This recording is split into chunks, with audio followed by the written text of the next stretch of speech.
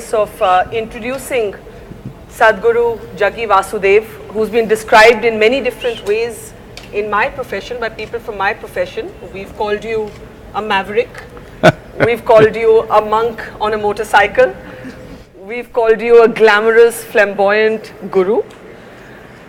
But for your devotees, you are simply Sadhguru. And yet, Sadhguru, at a time when faith seems to be in collision with so many other questions that come up as a matter of individual liberty, I think this will make for a very interesting and important conversation for our time. So I would like to thank you for being part of this conversation. And let me start with the spiritual. And I hope what you say today is also addressed to the skeptics. I count myself among a skeptic who, if told that another human being possesses some sort of godly power, I would perhaps as the first instinct not believe it. But what I find interesting about what some of your sayings is captured by Arundhati Subramaniam in this book, is that you're actually saying that what we experience beyond our five senses, anything that we experience beyond the five senses can be called God, can be called power, or can be called yourself. So if God doesn't necessarily exist, why do we need gurus? Why do we need Sadhguru?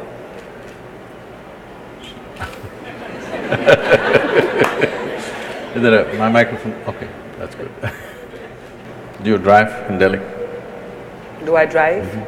Unlike you, I have a fear of wheels. So if you drive in an unknown terrain, Yes. you use these days a GPS. Yes. Usually a strange woman will tell you, turn right, you turn right. She says, turn left, you say, turn left. She says, make a U-turn, you make a U-turn. Why? Simply because you're not familiar with the terrain. When you're in an unfamiliar terrain, it is sensible to take instructions. So, are you saying gurus are the new GPS? Not new. Long time ago we've been, for a very long time, way before the GPS came. GPS means what? Guru Positioning System.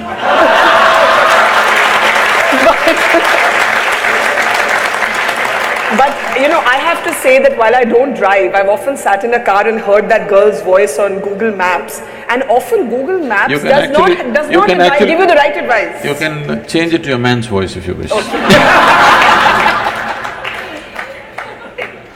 This beginning of this conversation perhaps underlines that you are atypical. You are atypical of what we imagine gurus to be. We expect people who don't crack jokes. We expect people who don't have a zest for life. Somehow all of our spirituality has traditionally been centered around giving up, around abstinence of some kind, abstaining from pleasures, from denying creature comforts. Why do you believe that the material can coexist with the spiritual? It's not that I believe, it's only because you have a body, which is your physicality. You have a life within. If you did not have a body, if you're disembodied, I'm not going to talk to you. Yes. Because with disembodied beings, you don't have conversations, okay? I know people… People do talk to ghosts. People are trying to do that these days. Yes. Because they're not in talking terms with the living, they choose the dead. Because you can make the dead speak whatever you want. The living will speak what they want. It's a big problem. It's a very serious problem in a conversation, because I will say what I want to say. But if I was dead, you can make me say whatever you want to say. But can because you can do both sides of the conversation.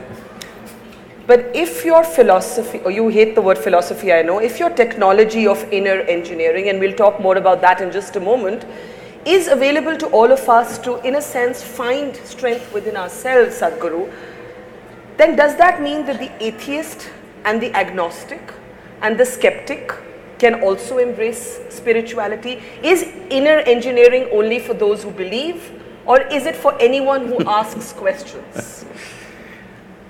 The previous question is a loaded one, still not answered fully. Yes, I know, I haven't given up on it yet.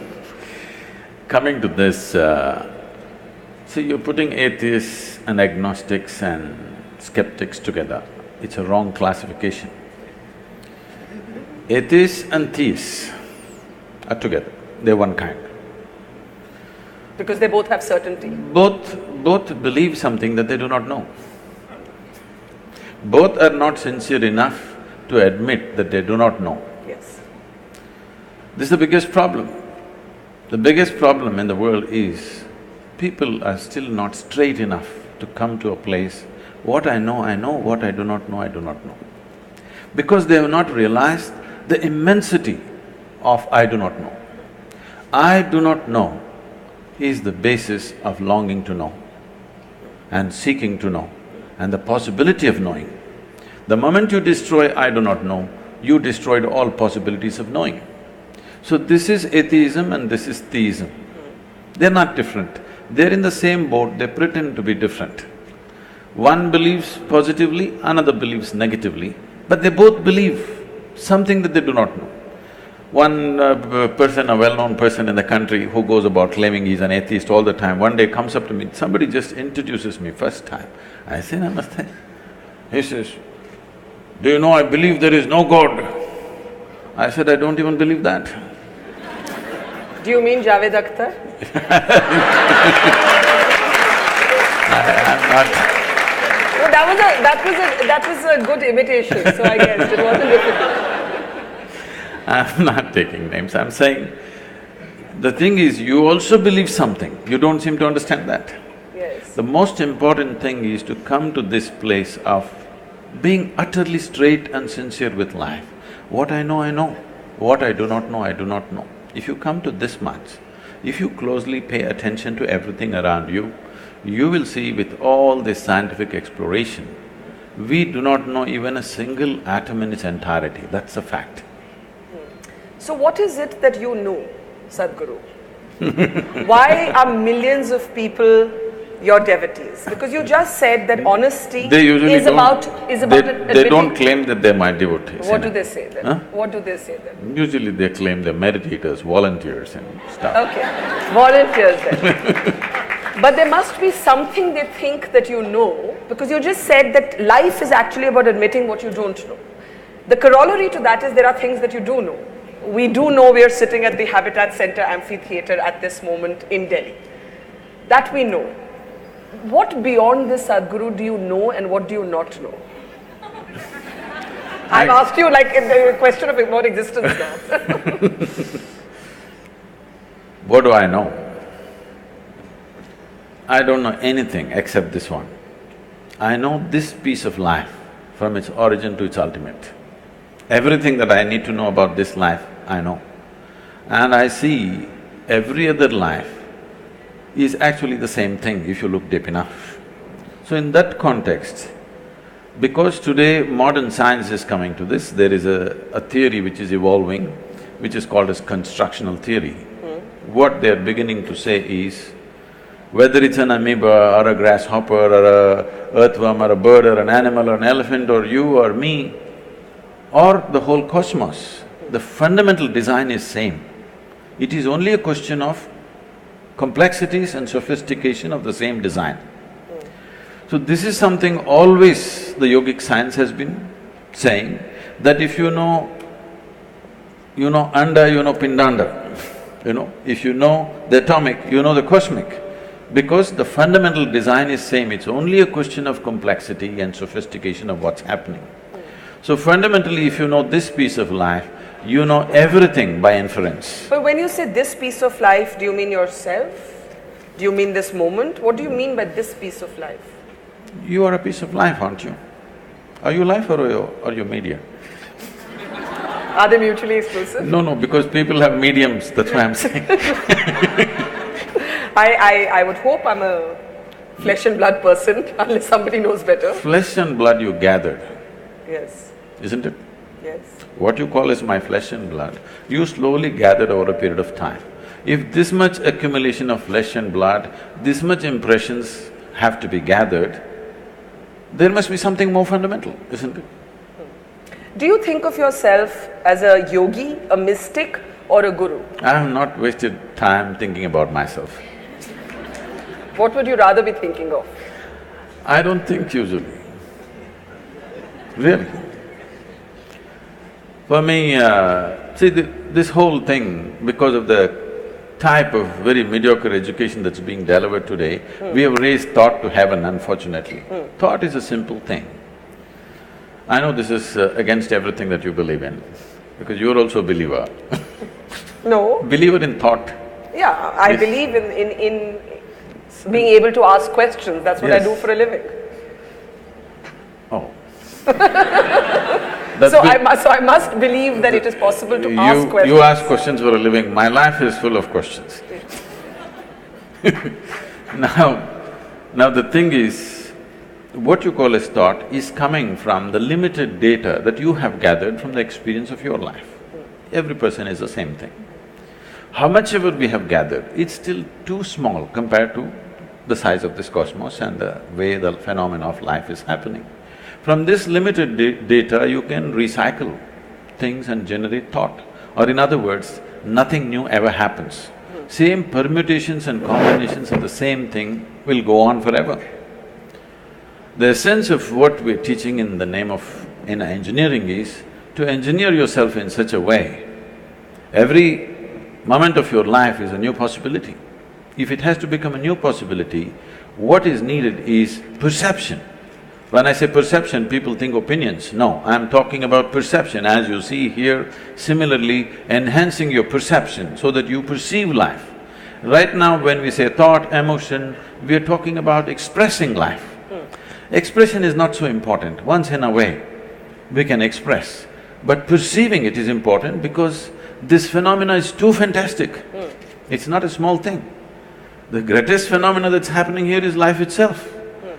So, if you want to know this phenomena, the only way you can know, the only doorway for you to know life is yourself.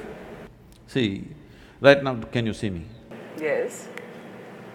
I can. Can you use a finger and point out where I am? Oh, you're wrong. You know, I'm a mystic from South India.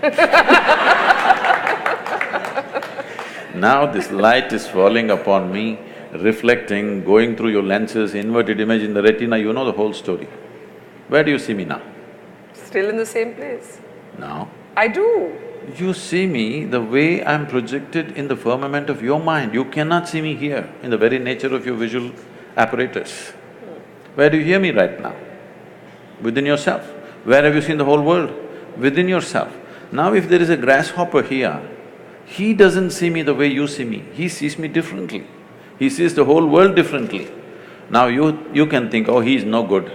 This is the fundamental problem. That we think his perception is no good. No, his perception is very good for his survival. Your perception is very good for your survival, but it's not good enough to know the nature of life. So now, what do I know means, I have enhanced my perception the way it is important to know the nature of life, not just for survival. But if inner engineering as a spiritual technology is something that works, I ask you again, why do we need gurus? Because that means the answers are within us. You're speaking so much language. Did you learn A, B, C, D, all those things? I think so. Do you remember when you were 4 years of age, that damn A, how complicated it was? Yes. There's 2 versions to it. You had to write it 100 times to get the damn A. Today you can close your eyes and write. So it doesn't matter how simple something is, without a certain guidance, could you have picked up ABC, I'm asking? No. Similarly, when something new you have to approach, if you don't have the right kind of guidance, you won't pick it up. Tell us a little bit about yourself. Your story is well chronicled, but what is of interest to people is that you started off as… I haven't read that book, I know, I hope she's written nice things about me. She's written a very brilliant… Arundhati Subramaniam has written a very brilliant book. No, she's brilliant, but what's she written about me? One of the things that she has said is that you give great space for dissent. You like a good argument. That you're not one of those dictatorial gurus. I don't know where is a dictatorial guru. I think most people have not met a guru, they've just seen calendar images and made conclusions. I don't think they've met any genuine guru. There are a whole lot of people who should have been temple priests who are good entrepreneurs and they've become gurus today. That's different, okay? Temple priests No, no, I'm who saying… have become good entrepreneurs. No, I'm saying… It's just another way of saying they're charlatans. That's a strong word. Maybe that's enterprise. I'm not an enterprise. So because I'm not an enterprise, I want everybody to ask whatever the damn question they have. It doesn't matter how ridiculous or how intelligent, how nonsensical it is, it doesn't matter. If the question means something to you, it means something to me. It doesn't matter how brilliant it is, if it doesn't mean anything to you, I'm not willing to listen to it. But you're saying that many people who are positioning themselves as gurus are really only elevating themselves and fooling people. I didn't say that. Okay, I'm saying that. I'm saying… The thing is, there is a vacuum, somebody is trying to fill it. Yes, and Sadhguru, you have Are been… they qualified to be that? Questionable thing. But a very genuine concern, and you have been on some of my television programs where we have spoken about this, is whether God men are often con men.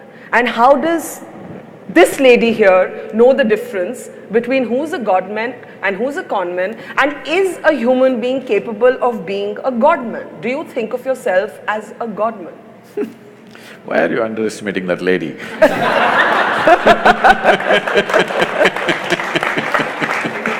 Okay, let it be my question. How do I spot the difference between a God man and a con man if I don't even believe that humans can be godly? I think humans can be brave and wonderful and inspiring, but I don't think that they have magical powers. See, did you ever see God having magical powers? No, I've never seen God. No, then why are you saying he must have magical powers? So first of all, this God-man is essentially a media-coined word. Nobody claims that he's a God-man, okay? Some are goddamn men, that's different. Nobody… I don't think anybody has personally claimed I'm a God-man. I have not met anybody like that. Now, that's another kind of profession, putting labels on everybody, you know. Leaving that alone, what is it? This is a culture, you must understand, this is unfortunately all mixed up today. This is a godless culture, you must understand this. There has never been an idea of a god in this culture. Only in competition with what came from outside, because we saw they could rule us, they were dominant, and we thought we have to imitate their ways, we also started making it up to some extent, not successfully though. Yes, but we know the technology of God-making. When I say technology, we're using the English word God, but that word doesn't exist in India.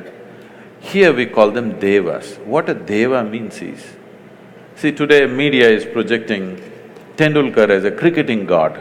It's very appropriate to this culture, because if somebody excels beyond a certain level in any field, he may be a sports person, he may be a warrior, he may be an artist, he may be anything. If he excels beyond what normally average human beings think is possible for them, he goes, they recognize him as a deva and he is worth looking up to because he becomes a guiding light for them. That'll anyway happen, whether you like it, you believe it, you don't believe it, in every field, somebody rises, he becomes the light for the rest of the people. Yes. So similarly in the inner spaces, when I say the inner spaces, the quality of your life is not determined by what kind of house you live in, what clothes you wear, what car you parked outside, what things jing-bang happening around you, no. This moment, how joyful, peaceful, blissed out you are within yourself. Now if I sit here, we are sitting here in the same space, breathing the same air, probably we ate the same kind of food. I don't know what you eat. But if I sit here now with my eyes closed, the way I am within myself, I will not exchange this for anything in the universe. Now, when people see, no matter… the number of things I'm managing is insane. Everybody thinks, Sadhguru, is it possible? You must go crazy someday. All volunteers, over 3 million volunteers, enterprises, businesses, okay, projects, mega projects on the street, all kinds of activity going around the globe. If anybody has to go nuts, it's me, okay? Because all run by volunteers. Run by volunteers means nobody is trained for the job and you can't fire them for inefficiency because they're volunteers, all right? And anytime they come in, anytime and do great things, anytime they'll walk away, all right? And nothing should collapse. Till now, I must tell you this, as we are sitting here, this day, probably little over 300 and odd programs, in engineering programs are happening in the world. Never in the last 33 years, one program has been abandoned or has failed.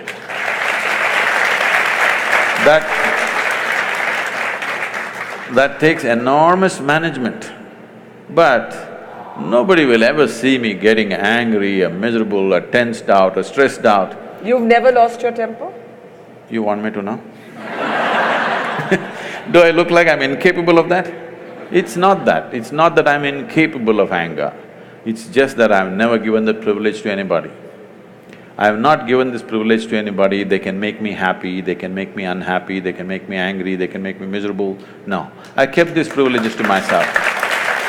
So, people… you were talking about miracles or whatever, people ask me, Sadhguru, everybody in every ashram, miracles are happening. You are beating all the miracles down. If we say something happened, you make us look like fools. No miracle. I say, what, you want me to pull a pigeon out of my pocket? If I pull a pigeon… there are No, if gurus who claim to do that, who have been challenged by rationalists. I'll come to rationalists. this. If I pull a pigeon out of my pocket, I have a shitty pocket.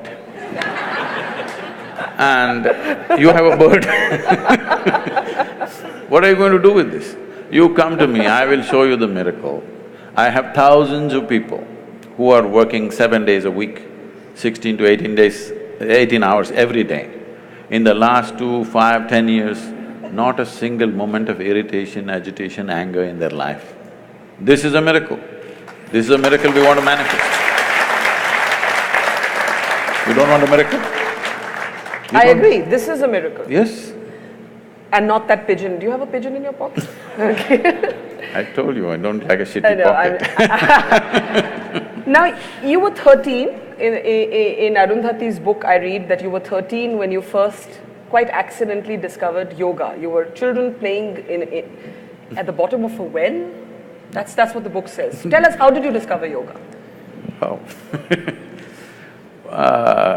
I told that because that's how it happened to me. I said that to her, I don't know how she's written, I have not read it.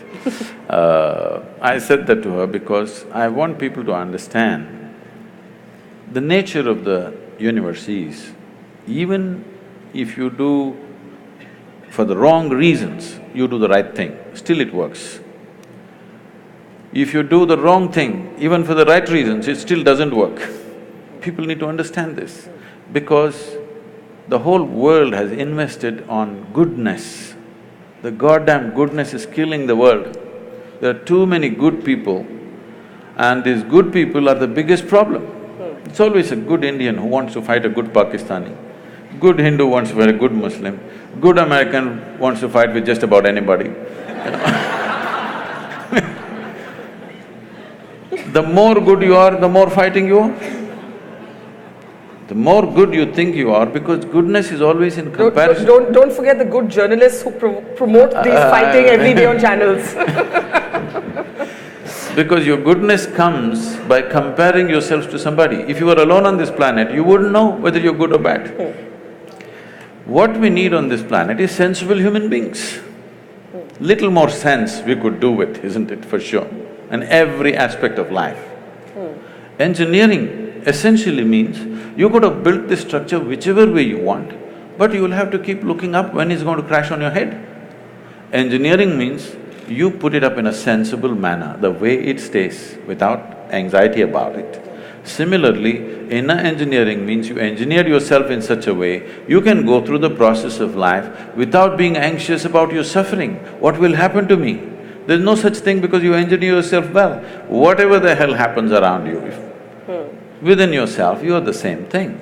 So every time I launch one mega project, you'll say, Sadhguru, if it doesn't work, if it doesn't work, what? If it doesn't work, what? If everything that I'm doing, if nothing works, I will still die blissfully. This is guaranteed. I want to make sure it's guaranteed for every human being so that they can live their life without the fear of suffering. Right now, instead of seeing how suffering should go, people are busy romanticizing suffering. The moment you romanticize suffering, it's very clear, you are not interested in human well-being. You like drama. You've often spoke about how economic leaders are going to be the future of the world. You've been interacting with CEOs. It's rare to find a spiritual guru who's also quite openly capitalistic. Are you a capitalist? What is that? Who believes that wealth creation is for the greater good of people and societies? See, a whole lot of people are attached to poverty right now. Because without poor people, without hungry people, they cannot survive. I'm not one of those. I want to see that 600 million people in this country are postponing their dinner tonight. But we are postponing major decisions on the parliament every day. All right? I'm not a part of that. I want things to happen because I know what it means to postpone a dinner. I don't want that to happen to people. Children are postponing their dinner tonight. Probably 100 million children in this country have postponed their dinner to tomorrow, and that's not a joke. So, these jokers who identify themselves with this or that are going on playing their joke on the people every day. So, capitalism is an ancient word, it no more exists. We are talking about a market economy. When only a few families had access to capital, it was capitalism. It is no more capitalism. If you have a good idea and you know how to execute it, there is capital for everyone, all right? So, we have tried communism, it's a wonderful idea, but that must happen willingly. If you enforce it, it's the ugliest thing. We have seen it, we have seen a major demo on the planet, most ugly things happen, you try to enforce it. Karl Marx might have known a lot about economy. When I was 15, I was all gung-ho about Engels and Karl Marx and stuff. But he did not understand human nature. I realized that when I was 16, 13, 14, I was all fired up, reading up all the communist literature from Russia. But by the time I was 16, I realized these people don't understand what is human aspiration. Without understanding what's human aspiration, you try to build a society, you try to build a nation, it's a disaster, okay, cruel disaster. But maybe it will work when really a country or a society is in total dumps. You have to force it out. When you have to force it out, it works, but after that it won't work. In a way, if you come to the ashram, nearly 4,000 people are living in the ashram, well, you can say it's communist, but by willingness, it's not by, okay, I did so much, so I get so much, no. Everybody gets what they need. So this is not enforced, this is by choice. If by choice you're willing to share, how fantastic it is. But I have nothing, you have something, I want you to share, how ugly it is. What is it with Sadhguru and motorcycles? These days I'm on 4 wheels. But you haven't given up your love for bikes, or have you? It's just that when I started, trekking in the jungles when I was 10, 11, I would be gone. If I had 10 rupees in my pocket, I would organize my food and I'm gone with this little note in the house. I can imagine my parents, I always wished I shouldn't have a boy, ever. Girls can run away too on bikes. They run later. They don't run at 10, 11, okay? And they're on a pillion, they're usually pillion. And if they find a good rider, no problem. I'm saying, the thing was, it's not about the motorcycle or this or that, it is just that I was a cloud of million questions all the time. And wherever I looked, nobody had a sensible answer. Everybody has standard answers that they've heard from somewhere. Nobody has a genuine experiential answer. So, there's a restlessness to explore just about anything. When I was 10, 11 years of age, I would be gone into the forest for 3, 4 days. Once food ran out and I couldn't survive there, I would come back. So initially lot of excitement, but later on they kind of settled down, they knew I'll get back. So when I became 14, 15, I cycled across South India.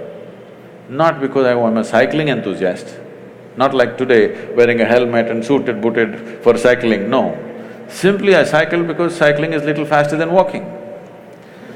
The moment I became 17, I still didn't have a license, but I found a motor to my cycle, which became a motorcycle. So that because it went little faster. It supported my restlessness to know something, I didn't even know what the hell it is. I didn't know what I was looking for, but I had questions about anything I looked at. Everything in the universe looked like a question mark to me. But the question about the motorcycle is really to ask whether the motorcycle, the Land Rover or Land Cruiser, which one is it now? Land Rover, Land Cruiser, I'm not sure. But whatever, the four wheels, the helicopter. I think you once said somewhere that I like, that whether if it moves on land, water or air, I like it. This is not… One thing is I like anything that works, and machines work. Yeah. The more efficiently work, the better they are. And why it's important is, after all, what is the quality of an individual human being?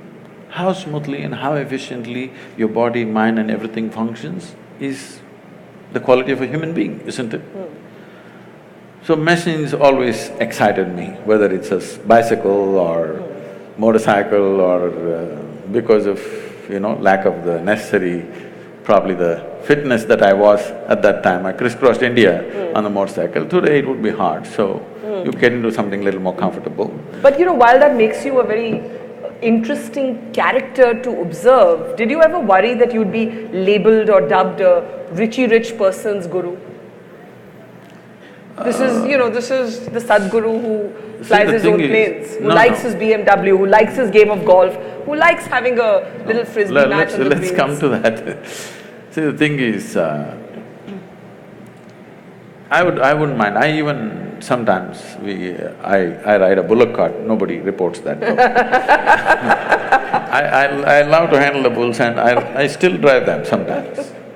But now I want to have a conversation with you. This afternoon till 2 o'clock, I was in Jodhpur. Yes. I could have come by bullock cart or a camel cart. You had to wait for 5 days. I came on time, you must appreciate that. So it's about efficiency is what you're saying? Yes.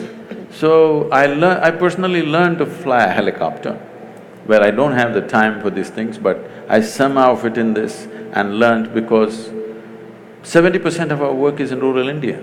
I thought this little helicopter I could set the place on fire because I'm half the time stuck, half my life I'm on the road stuck in some traffic, driving myself, all the time behind huge… Everywhere, there's no place in the country where there's no traffic jams. Believe me, even in rural India there are traffic jams.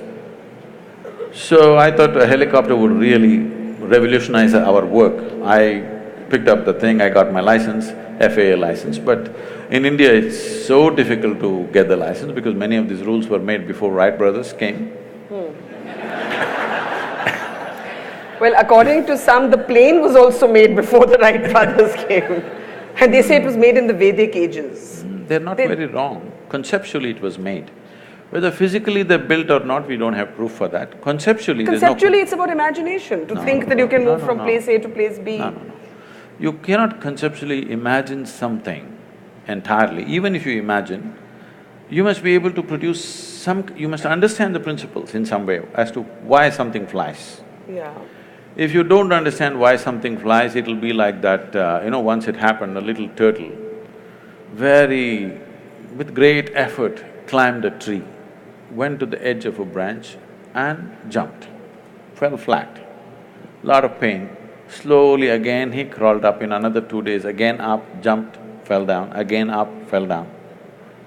After a few days, two birds were sitting on the opposite tree. They were talking and they said, I think it's time we tell him he's adopted. All right. So I'm saying, what cannot fly, you cannot make it fly. Yes. People thought in detail as to what can fly, what cannot fly. Conceptually they thought, whether they built or not, we don't know. And I mean, it is an established fact, they calculate the speed of light. Some individual cannot calculate the speed of light just like that if there was no whole scientific culture around him. No individual will just drop from heaven and calculate the speed of light, okay? There must have been a scientific culture, otherwise it won't happen. But we need to understand, there is a difference between science and technology. But there's also a difference between science and mythology. Some things are just great stories, that doesn't mean they actually happened. See, for example, there are images or there are sketches which probably somewhere between 3,000 to 4,000 years ago were made, where it clearly shows a turtle and a round planet sitting on it and going around. Turtle is the best example, best analogy for a planetary movement, because a turtle cannot accelerate. Same speed, he just keeps going. So a round planet on a turtle is the best way to describe how a planet moves around. And the very word for geography in this country is Bhugol, which means it's a round planet. So it is not because of Galileo we know it's a round planet, we have always known. How do we know? We can't know just one scientific fact and not know the other aspects related to it. So this thing about anything Indian beating it down is because one thing is that culture has evolved because half the people, their brains are in Greenwich Mean Time. They've still not gotten out of the 1948, whatever happened. We struggled for independence, we came out, not just to send them out, but to be who we are. So that problem is still there. And now there are upstarts who claim all kinds of things. There has to be an even balance, not beating down this or pumping it up in an unrealistic way. But you cannot deny Indian mind has thought about things that nobody had thought about in those times. There is no question about that. But there is a distinction between science and technology. Science can evolve because of certain intelligence. Technology needs material, manifestation. Now we are trying to claim technology, which we should not. If we just focus on science, many things will be attributed to India for sure. We live in times when faith and spirituality have become very inflammable. Don't put them in the same basket.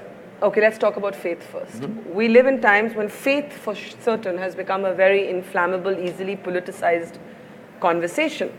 If faith should have been personal today, it's not. Today you actually have decisions taken in the name of somebody's faith being injured. So, you mentioned food right now. I read somewhere that you said there's nothing religious about the act of food, just eat what you like. No, I Eat didn't say that. what's good for you? I said eat what's good for you. Okay, eat what's good for you. It's a very different thing. Okay, I correct myself. Eat what's good for you. But today we have a highly politicized conversation around banning beef in the name of faith. It's definitely not good for you to eat it. Beef or any meat? I'll come to that. Finish. Okay, so I'm offering that as one example of how I see a politicized conversation taking place around faith. How do you reconcile the faith of a large number of people with questions of individual liberty? I know I have read that you like books written by Salman Rushdie. We were the first country to ban him again in the name of faith. How do we reconcile faith with individual liberty? See, it's always been said, faith moves mountains. Yes, but it freezes your mind. But the greatest crime you can do on this planet is to move a mountain. You should not move a mountain, it should be where it is. It is not just dropped from somewhere, it's grown because of various forces functioning in a particular way. Phenomenal activity has happened to build a mountain. You should never move a mountain. But people with frozen minds always want to move a mountain. Okay, having said that, when we say faith, it's an import for this culture. We have never had faith in this culture. You must look back little beyond 1,000 years since we've been under occupation. Here we have been told always, your life is your karma. Karma means action. Whose action? Your action. So, what we are saying is, your life is entirely your making. There is no someone sitting up there and managing this for you. This is entirely yours. But For every action that you perform, whether physical, mental, emotional, energy-wise, whatever kind of action you perform, there is bound to be a consequence. If you're ready for the consequence, do whatever. If you're going to cry about the consequence, control the action right now. Based on this, now you came to food. See, the food consumption has been looked at very carefully in this country. If you just bring this back, the world will be healthy, do you understand? Here we have identified different type of people, what they should eat. If you're doing menial jobs, how you should eat. If you're doing trading, how you should eat. If you're into spiritual process, how you should eat. If you're into education, how you should eat. Why this is each person needs a different type of building of the body. You want to run 100 meters next to Mr. Bolt, what kind of food you should eat? You just want to work in Delhi, what kind of food you should eat? You want to think in a certain way, what kind of food you should eat? For all these, we have very clear prescriptions. Now, when it comes to food, what it means is, we are taking another life, whatever that is, it may be plant life, animal life, whatever. You're taking another life, ingesting it, and you have to make it your life. That's the whole thing. What is your life, what is that life, if you look at it? All life on this planet is coming from the earth. This body is also the same soil, this is also same soil. If there is a earthworm, that is also same soil. But see how it has become, how this has become, how that has become. If I give you… you like a mango or a banana? Mango. Mango. I know, you're ruling the state right now. Now, if you eat a mango, this mango becomes a woman in you. If I eat a mango, the same mango becomes a man in me. If a cow eats a mango, the same mango becomes a cow in the cow. Why is this happening? There is a certain information or software in you. Whatever you eat, it transforms it into a woman. If I eat, it transforms it into a man. If a cow eats, that becomes a cow. So, every life is happening the way it is happening because of a certain dimension of information, or in modern terminology, let's call it software. There is a certain software, which is an arrangement of information. Now, the idea is to eat as simple a software as possible. If you eat that kind of life, which is a very simple software, your ability to override that software and make it entirely a part of you is very good. As that software gets complex, more and more complex, your ability to integrate it goes down. So especially if it's a creature which has some sense of thought and emotion, if it has emotion, then you should not eat it. This is the understanding. An animal which has any emotion displays certain emotions, especially if it displays emotion which is near to human emotion, you should not eat it because it will not integrate itself, that animal nature will start manifesting itself. Or in other words, in India, today maybe in cities people do not know, you see in the villages, people have very intimate relationship with the cow. They have drunk the milk of that cow, their children are drinking the milk of that cow. There is a very deep relationship. If you do not know this, cow is one creature. If something happens to you and you are in some kind of grief or misery, you don't have to be near the cow. Wherever the cow is in your house, it'll start shedding tears for you. You know, I've seen this with my eyes, I couldn't believe. When somebody is dead in the house, what does the cow know? It is somewhere. Simply tears flowing. So when it has such deep emotions, if you kill it, it's like killing a human being, it's murder or it's cannibalism. So because of that, this is not a faith thing, this is not a religious thing. We thought this is a fundamental sense. Why, when we are hungry, why can't I cut you up and eat you? What's wrong? What's wrong? But what you're saying should be about many more animals than just the cow. Yes, of course. And when it becomes about only the cow, then there is certainly a perception that it is a political decision or a religious decision. No, I'm not talking about whatever the laws. This is not about people getting up and saying it's cruel to be a meat eater. That would be a different argument. I'm not even talking about cruelty. Even cutting a plant is cruel, in my experience. But you have to do it. But if you're conscious of it, you will do it to the minimum possible extent, not do it wantonly. That's the whole thing. Now about this political ban about cow slaughter or whatever, this has many things. One thing is there is a sensitivity. Once you drink milk from the cow, she's like your mother. Killing your mother and eating her up is something people cannot digest in this country.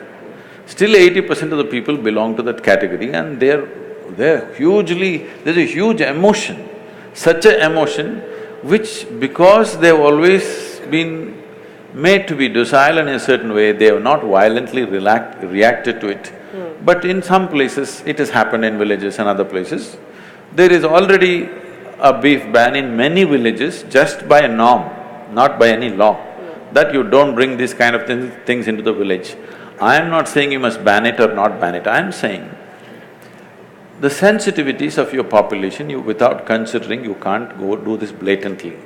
Because it is growing, it's becoming a growing business. India is becoming a major exporter of beef. Yes. That's not right. Even if somebody ate something, it is up to them, it's their personal taste, whatever. But now you're promoting it and you're making it grow, there is serious concern, but our people don't express it. Our people don't go out on the street and not going to kill anybody because they killed a cow. So, ban is not what is needed, more education was needed rather than banning. But you haven't spoken to what happens when faith repeatedly seems to come into conflict with individual liberty. The banning of books. There were people killed in Paris because they were seen to have mocked, the Prophet Muhammad and so on. So where does this end? Where do we stop violence and politics in the name of religion? If you want that to stop, you must understand this. You're saying today, it's not today. In the last 2000 years, this is the history of the world. Continuously it's happening all over the world. Suicide bombers are a new phenomenon? Well, you've forgotten about the crusades and the other things which have not been reported in history. Hundreds of millions of people have been killed in the name of God, all right? It's new to us here, but even here, thousands, hundreds and thousands have been slaughtered in northern part of India just because of the faith that they belong to when the invasions happened. Nobody writes about it because we never took the pen and wrote, somebody wrote history for us the way they like it. Because all history is sponsored by kings, they wrote the history the way they want and they said they're great emperors. But what they did was absolutely terrible. So you need to understand, faith is a new thing to us. When I say new, in this country which has 12,000–15,000 years of history behind us, 1,000 years is new for us. We've still not come to terms with it, we're still struggling with it. But struggling within ourselves, not creating a struggle on the street, because that's not our nature, because here always we've been drilled into us, whatever you do, there'll be a consequence for you. Even if you come back another life, it won't leave you, it'll come back to you. This has been told, this controls people, this is a tremendous technology, please understand this. And it's not simply a fake thing, it is a real thing. Everything that you think, feel, act, there is a consequence. Not because there is somebody thinking he must give you a reward or a punishment. It happens in your own chemistry. How do we keep faith, which you say is new to us, separate from politics? You have in the past, for example, I remember when Anna Hazare was launching his anti-corruption movement, you did come and applaud it, but you said that the Lokpal was not some magic wand. I remember you saying that. Do you believe that we are seeing a dangerous cocktail of faith and politics getting more and more mixed up? See, it is happening, I'm not saying no, but it's much less than ever before. Really? Yes. It seems to be much more than ever before. No, that's because of you. That's because if 10 people get beheaded in some remote part of Iraq, you make sure the blood spills into my sitting room because of that. Otherwise, you're sitting here now, today, let's say 1,000 years ago we were sitting here, 1,000 people got killed in Iraq, we will sit here peacefully thinking world is going really great, springtime, everything is nice. So, this is because the dissemination of information, if 10 people get killed somewhere, it's a huge thing because it comes into our sitting rooms, bedrooms, dining room, everywhere there's a television. So it pours into our homes, so it is happening. So this is good because even a small thing looks magnified now in people's experience. But this has been happening always, it's happening at its lowest level now. Here and there it spurts up, which need to be controlled for sure. But what I see is, for the first time, for the very first time in the history of humanity, even if the numbers are not qualified because the population has increased, even in terms of percentages of people, how many people can think for themselves today is huge compared to what it was 100 years ago, 500 years ago, or 1,000 years ago, or 10,000 years ago. All these centuries, there would be one man in the village who thinks for you, who reads for you, who writes for you. You just have to do what you have to do, simple things. Today, everybody is able to think for himself or herself. Now, human intellect is blossoming. I do not say it is blossoming in the right direction, with the right sense, no. Insanely it is blossoming. It doesn't matter, insanity will happen for some time. People will come to their senses. When something is new, they'll go crazy. After some time, they'll come to senses.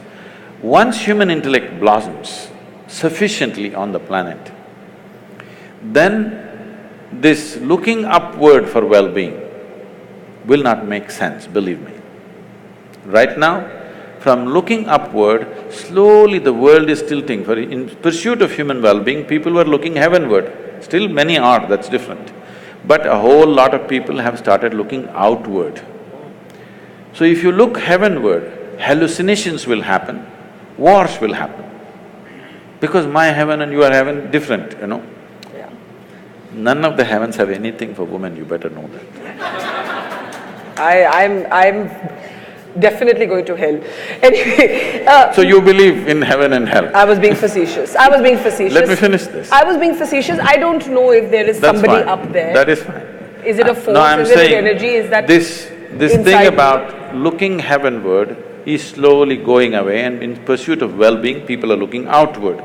This is ripping the planet apart. Human pursuit of well-being is just destroying the planet. Now, the fundamentals of what we are transmitting, the fundamentals of this culture, which is essentially rooted in the yogic culture, what you call as Indian culture or Hindu culture, is essentially a pure yogic science. In the form of culture, it finds many colors and distortions, which is what you are seeing as a Hindu culture or Indian culture, whatever you want to call it. But they're not interchangeable terms. Why? Because we're a multi-religious country with many different cultures. I want you to understand, the word Hindu does not signify a religion. You ask them, do they worship one god if they're Hindus? In the same family, they're worshipping 25 gods. They don't know which is the god, so they're making sure worship everything just in case something will hit, okay?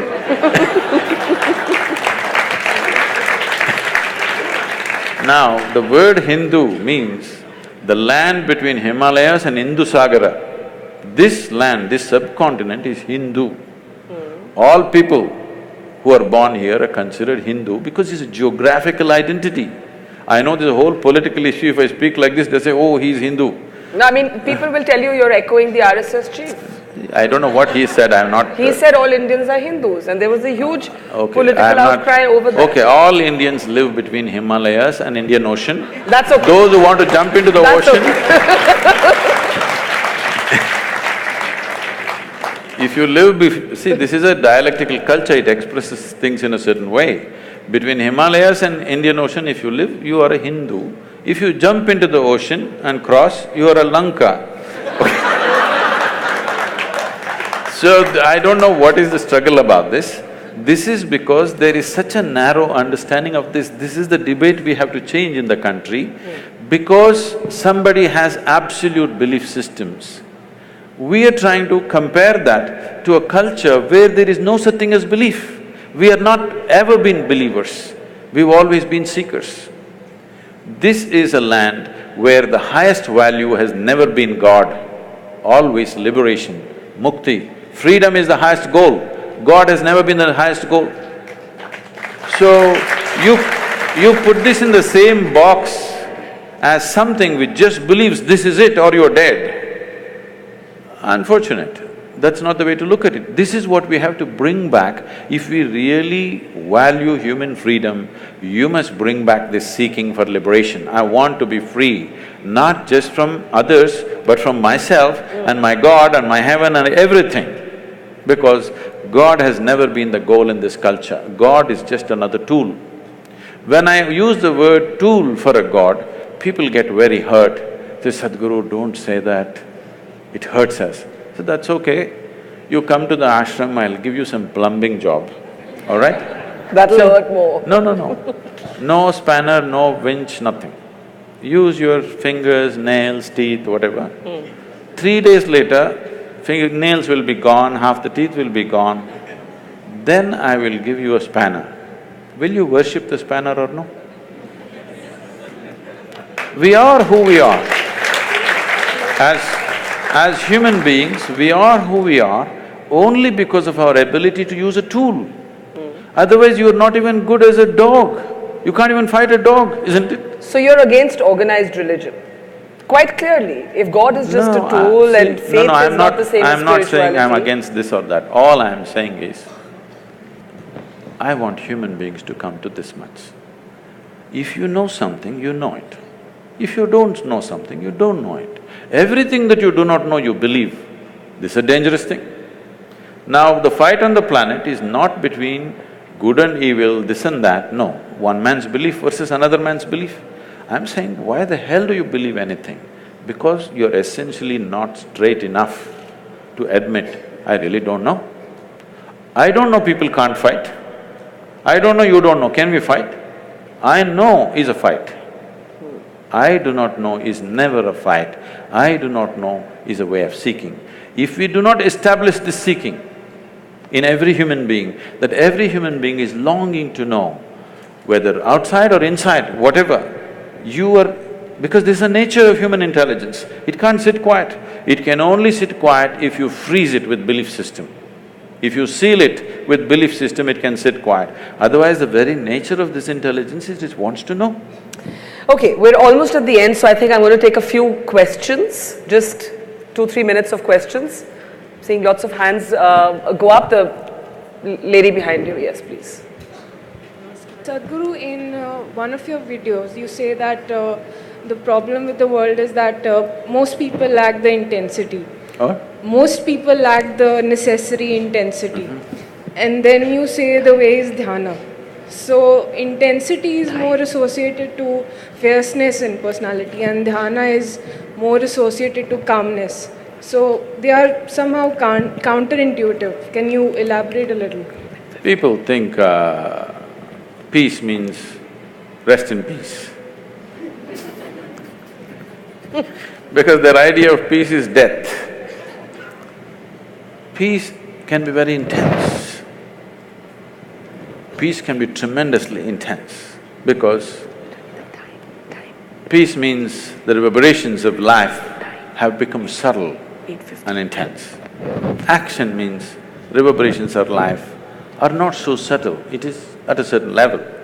So peace happens not because… peace may happen if somebody is dead, but to be alive and peaceful means you need to be highly intense state of energy, otherwise you can't be peaceful. The reason why most people who don't have any problems as such, after all, they're trying to earn a living, reproduce and bring up their children and die one day, just for that they're freaking, simply because of lack of intensity. Because life is happening at a low ebb, naturally everything is a problem. If it rises a little bit, suddenly you have a little clearer view of everything. For this, you need a higher intensity of energy within you. And the yogic system is essentially focused towards that. Dhyana does not mean no. Okay, let's take the next question, right here in the front row, yeah. What I get from Isha's philosophy, if I may say there is that you need to see internally, in your interiority. You need to fix it internally before fixing your external situations. But is it also not right? Is it also not very important to do the right thing externally? Just to make myself more clear, if I be more precise. I'm clear, I get the question. Why do I look so dumb? Let's say, if… I got it. Yeah. If somebody is born… I got the question. Isha's philosophy is not about looking internally or externally. It is just that if you're looking for mangoes, you look up the tree, you don't dig the earth, all right? But if you're looking how to plant a mango tree, then you dig the earth. You're looking for mangoes, if you dig the earth, will you find it, I'm asking? So if you inner things, you must look inward, outer things, you must look outward. There is no such philosophy, look out or look in. Wherever the damn thing is, look there. It's like, Shankaran Pillai went for a job interview and they asked him, which is further, Mumbai or moon? He thought profoundly and then said, Mumbai. They said, how do you say this? He said, I can see the moon, I can't see Mumbai. Okay, last question, yeah. Namaskaram, Sadhguru. I just want to ask… Hold the mic closer to Yeah, you. I just want to ask you that everybody's perception of good and bad is different. And what do you think if we start manifesting our own good and bad, what will be the state of the society? Maybe you won't have power tonight. I think I already made this clear. The biggest problem with the world is there are too many good people, not enough sensible people. Yeah. Sense is life-specific, okay? Goodness need not be life-oriented. Goodness may be going to heaven. And the moment I want you to understand this dangerous concept, people don't address this. The moment you believe, suppose I believe there is heaven and it's a beautiful place and you can live in the company of gods, should I send you there today or no? If I really care for you, I'm saying. Yes? If I really care for you and if I believe there's a great place, should I send you there or not? This is a dangerous thing, do you understand? If you stretch it to its logical end, it's a really dangerous thing. The moment I believe there is a fantastic place up there, I really love you and I want you to go there, Yes. Okay, let me just end by asking you something that we haven't spoken about and then I'll hand it over to Chiki. You said you love machines. I didn't say I love them. Okay, you like machines, or they're useful. They work. Have our lives been overtaken by gadgets? Not mine. No? Definitely not. I use all the gadgets, but they don't overtake me. These are fantastic things in our life. Things… see, in every way, compared to how a human being was, let's say 100 years ago, you're almost superhuman. 100 years ago, if I could just pick up something from my pocket and talk to somebody in America right now, I would be superhuman. Why superhuman? If I said I'm God, people would have believed me. 100 years ago, 500 years ago, if I just had a light bulb, I would have become God on this planet. I want you to know. Look at the things we have today. We are really superhuman. Once this kind of capability has come to us, little more sense has to rise, little more awareness and consciousness has to arise. If this doesn't happen, this capability will turn against us. This is what you're saying. Now gadgets are freaking people. Why? It's a simple thing. If you want to use it, you can use it or you can keep it aside. Because you're in a compulsive state, if you start using a cell phone, you can't stop it. Even in your sleep, you're texting. See, the boy he's not with me, he's looking at me in the screen. Now, this is the same thing. If food is good, if you start eating, you don't know when to stop. If you start drinking, you don't know when to stop. If you start doing something, you don't know when to stop. The same thing. It is not about the gadget, it is not about the food, it is just that there is not enough consciousness, there is compulsiveness. Everything is happening compulsively. Instead of addressing the root, you're trying to kill the gadget. Gadget is a fantastic thing. Every damn gadget has enhanced our life in a huge way, isn't it? Don't curse the gadgets. It is just that compulsiveness has to go. Well, on that note, I will say thank you for provoking us. As always, a pleasure. Pleasure. Let's have a big round of applause for the Sadhguru.